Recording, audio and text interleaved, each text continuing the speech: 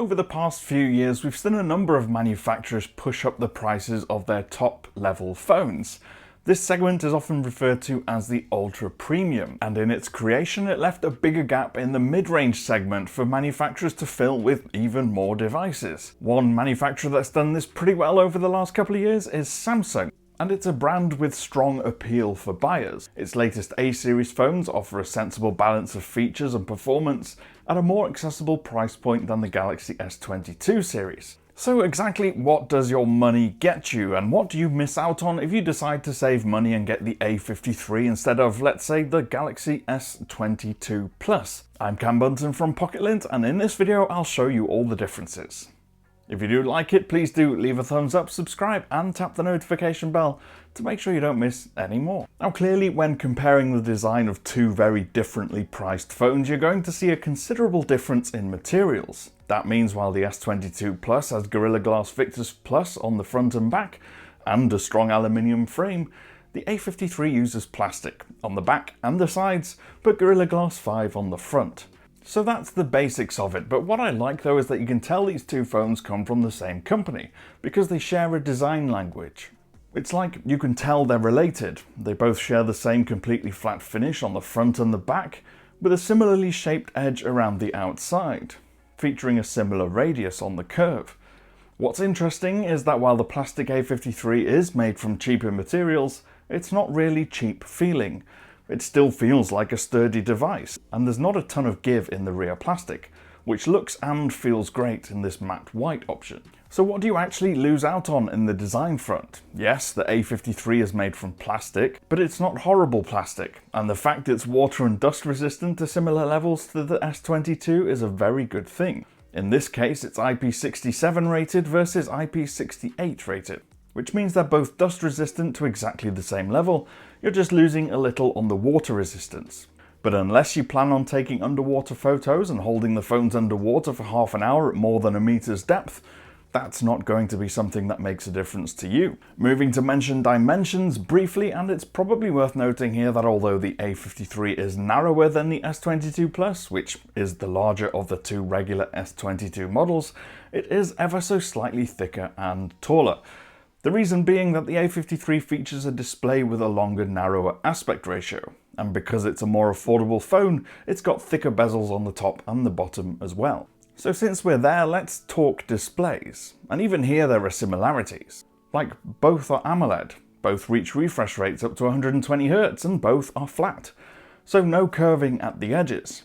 Both also feature variations of Full HD plus resolution, meaning pixel density is almost the same on the two phones. Size-wise, it's 6.5 inches on the A53 versus 6.6 inches on the S22 Plus. But as we mentioned, there is a difference in aspect ratio, and that means the S22 Plus does come across as being more expansive.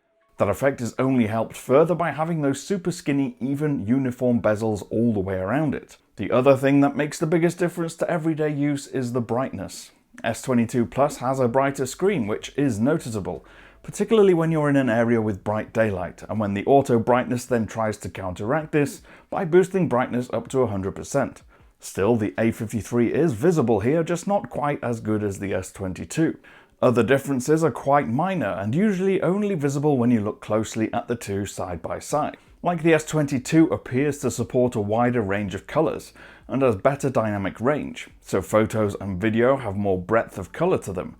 And it's only in the subtle areas you really notice this. Zooming into leaves on a photo, you'll see more shades of green and yellow and a subtle gradient between them, for instance, where the A53 goes slightly flatter and a more sterile, clean look. Samsung's S22 Plus seems more true to life and a little warmer overall, and this is with both of them set to their natural mode. We are talking small details here though, because the A53 for its price range does have a really good panel. It's more than good enough, especially if you're a casual user and not one that really cares too much about the nitty-gritty of colour gamut support and spectrum coverage. Now onto speediness and performance and battery life, and as we've mentioned, they both have 120Hz refresh rates.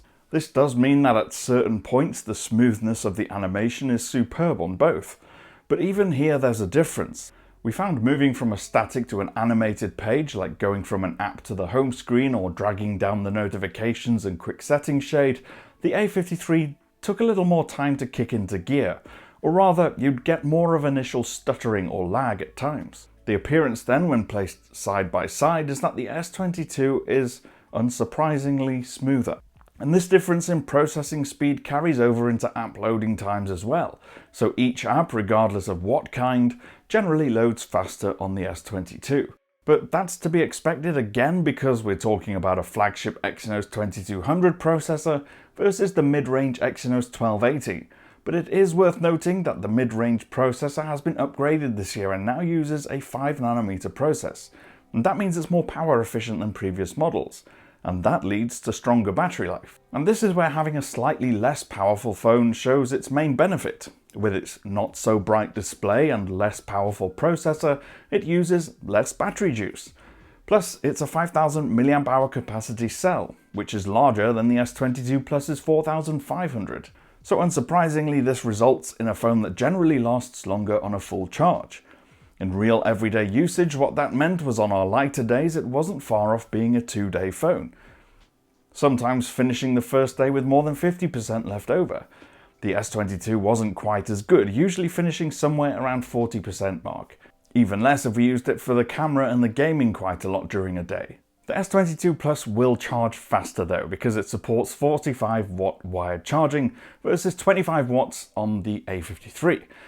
But there is a caveat here. Neither of them comes with a charger in the box, so if you want those speeds, you're going to have to go out and buy a charger separately. Both use the same software, which is One UI 4.1 on top of Android 12, but the S22 Plus does have the extra benefit of DeX, which gives you a computer-like experience when plugged into a monitor or used wirelessly to a TV. Now onto cameras, and here you'll see the typical differences that we're used to seeing now between the ultra premium tier and the mid-range phones. That's to say, where the S22 has 3 generally very good cameras with distinct purposes, the A53 has 1 good camera, an OK ultra-wide, and then 2 low-resolution snappers for depth and macro. S22 and S22 Plus have the same trio, which is a primary, an ultra-wide, and a 3x optical zoom. So what we found here was probably no surprise again. The S22's cameras were just generally better.